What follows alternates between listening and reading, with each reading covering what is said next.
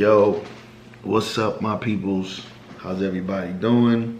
Hope everybody's got a blessed, beautiful day ahead of them. Let's get into this another story. I want to talk to y'all about when I went to reception. Alright, it was a prison called Jackson State Prison, and that was the reception prison for where I was locked up at in Georgia.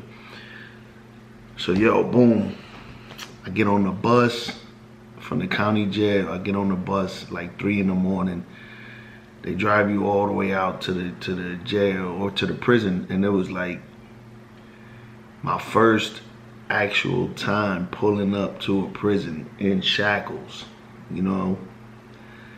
So I go to get off the bus, you know, shackled down. I'm walking off the bus. They got like mad buses there, mad cars, and like little vans, all kind of shit all in the area. It's like a big parking lot. You get off, you got your property with you, whatever it is. You standing there waiting for them to call your name.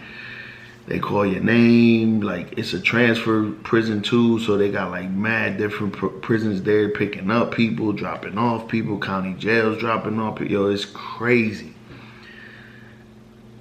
So, you know, me, it being my first time, I'm like just looking around like, damn, this shit is nuts. Like, it's yo, people everywhere. So anyways, you line up to the guys coming into the reception area, into Jackson. You line up, walk into the reception area. It's like a big room with showers in the back of the room. They got like barber chairs there because they gotta shave your head bald. Like, they treat it like, I swear it was like my first day in basic, set aside from the prison showers, basically. Like my first day in basic training in the military. Like, you get there, they shave your head bald, whatever. So anyways, you sit there, they shave your head bald, because you got to be bald before you enter the Georgia prison system. At that time, you had to be. I don't know how it is now. This was back in 2009. No, 2010. The beginning, like February 2010. So they shave your head, and they give you this white powder thing that you put on your head and like your genital area. I guess they said it's for lice. Like, you know, they got to treat everybody for it before you go into the prison system. This was my experience. I don't know what they do now. I heard everything is crazy now. But anyways, they give you this white powder. You rub it on your head. You rub it on your genital area. And literally, like, you in a room. Now, I'm very confident with me. Let's make that clear. But the uncomfortable feeling of being in a room with like 30 dudes and all of y'all stripped butt ass naked. And you know, they checking you, you know what I mean? And you rubbing this white stuff on you, and then you get in a line. You literally get in a line, one behind the other, butt naked. Just like, you know, waiting to go into the shower to wash this stuff through your hair and wash it off or whatever. Most uncomfortable feeling in the world. Cause like, it's not like a mad distance between y'all. Like, you literally like this far away from each other, butt naked, waiting in a line to get into this shower and take your shower. You get in there, you take your shower, come out, you know, they give you your clothes that you're gonna wear. In Georgia, they wear white with blue stripes, right? They give you your clothes and everything, all your linen and all that. And then they, you know, you wait until the officer takes you to where they're gonna take you. So in my case, being that I first got there, they got my paperwork and they knew I used to be a CO. So automatically, they gotta put you in lockdown, right? PC. So they take me straight to the lockdown unit. Right? They put me in the lockdown, and I'm locked down with dudes, like, I don't know the dude's name. But he was like one of the dude. He was the dude that like killed the judge or some shit in the courtroom and went crazy, ran out the courtroom, was on the run for a little bit, hiding out in this female's house. I don't know. It was crazy. But I forgot his name. But I'm locked up with these like heavy hitter dudes that made national news. But we all on the same lockdown unit. Like they were upstairs in the higher security. I was downstairs with just open bars. Where I was at, it was downstairs open bars, single man cell. They was upstairs in like a higher max, so they had like closed doors or whatever. But yeah, I'm sitting in there, man. The only good thing about that, everybody else told me that when they was there, they had to go take showers in a big room with everybody, like all, you know what I mean? Like everybody's in one room together taking a shower. In my case, I didn't experience that. I never experienced that my whole bit. Reason being, every prison I went to, mind you, I've been to 6 prisons in the state of Georgia. And every prison I went to, they had their own personal little shower rooms where it was like closed in, single shower, you know what I'm saying? But at Jackson, I guess everybody, it's a big room everybody showers with. Me, being that they locked me down, I didn't have to shower with nobody. Like, I was literally, you know, in the lockdown unit, so they would come and get me, take me by myself to a big ass room, shower, mad shower heads, but I'm dolo. I'm in there alone, so I didn't experience that part of the prison experience, thank God. But yeah, so that was like my first time that I'm sitting there, and I'm realizing like, yo, this is gonna be my life for the next 15 years, man. So mentally, it was hard mentally at first. I'm not gonna lie, like. It was like, damn, you know, I get up and I pace myself with just like 6 steps to the bars, 6 steps to the wall. You know what I'm saying? I could put my arms out, literally like one arm bent and one arm straight out and touch both walls. Like that's how small it was. My bed was right here, like on the side of the cell. The sink was right on the head of the bed. You know what I'm saying? So you could literally sit on the edge of the bed and be in the sink. And the toilet was right next to it. Oh my God, yo. It was terrible. It was terrible. Then they had a locker box, like wide open, no doors on it, nothing, which it didn't matter because I was in there by myself, but open locker box close to the floor. They had mice running through that motherfucker all night. Oh my God, it was nasty conditions. Like the windows was broken. So at night when it did get cold, you cold as hell. And then it mattered, like you know, you got in your cell block, you're in a line of cells. Right across from you is windows broken out. The living conditions was disgusting. It was terrible. Like, if you didn't request for bleach, and when you're in reception, they got an orderly that comes down there, hands out the trays, does sell cleanup, stuff like that. And if you didn't have like a little bit of store goods, which they, you know, money, basically, if you didn't have money, you ain't getting the proper cleaning utensils, the proper cleaning chemicals to clean your shit out. They give you the bare minimum, a little cup, put it on your thing, here, that's for that. And you're like, damn, how am I clean up all of this with this? And at that time, you know, I'm just getting in, so I'm not established. I ain't got no money, really. You know what I'm saying? Like, once the money transfers from the county jail, whatever money you had on your books at the county jail, it got to transfer to the state. That shit could take a month. So I'm sitting in there bugging out. I ain't got no food. I'm like, yo, this is gonna be rough because the prison food is disgusting. Oh my God. And in Georgia, like, I don't know, like I said, I did my time in Georgia. I don't know how it is in other states and what types of food. I have never seen nothing that looked like, oh, okay, yeah, that looks good, basically. All that shit is nasty as hell. But in Georgia, they feed you a whole bunch of greens, like in the canned greens. Terrible.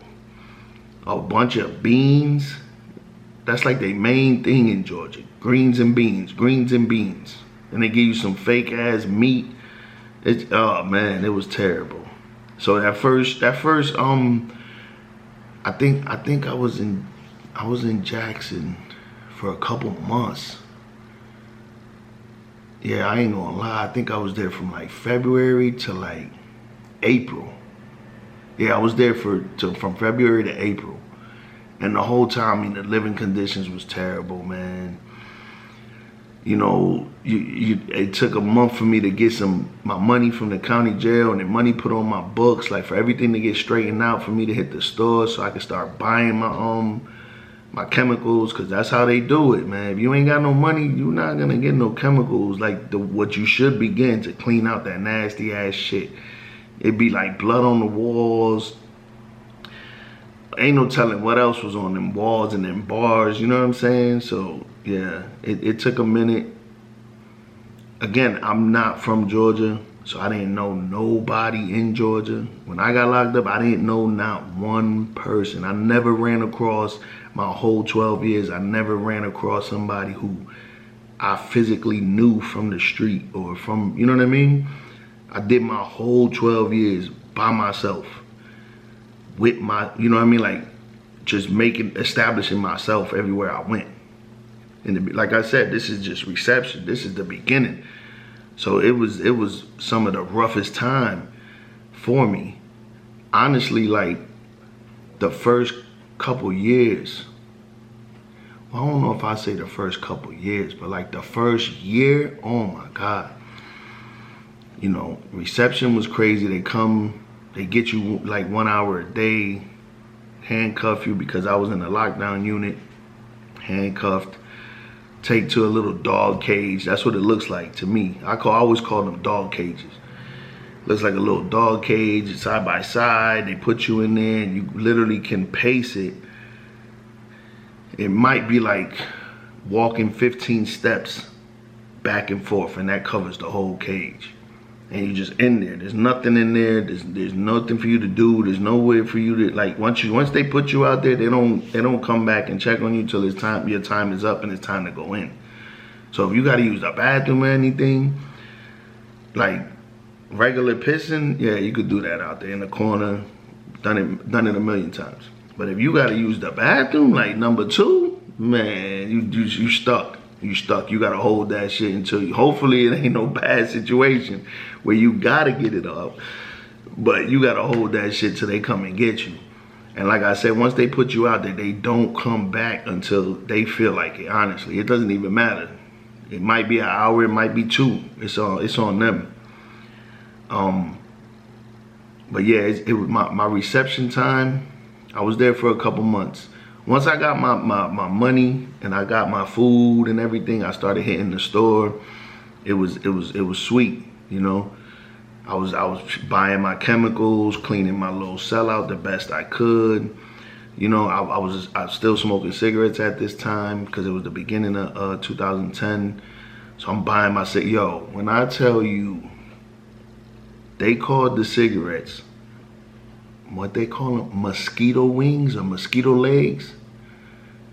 That's, yo, no bullshit, yo. The cigarettes were, I can't even, like the size, maybe a little thicker than the size of a toothpick, a wooden toothpick. They were in this place, in reception, because this is like the bottom, like where you first get into prison. You gotta go to this place before you get placed to your actual prison. You know what I'm saying? You leave the county and then you go to this prison, and they call it the reception prison. And I heard, you know, it does reception for the whole state now. So just imagine, there's like over 50 prisons in Georgia. Everybody has to come through this one prison to get evaluated, like if your mental health, if you you know, your severity level of your security because of your sentence or because of your charges. Like everything has to go through here. You know what I'm saying?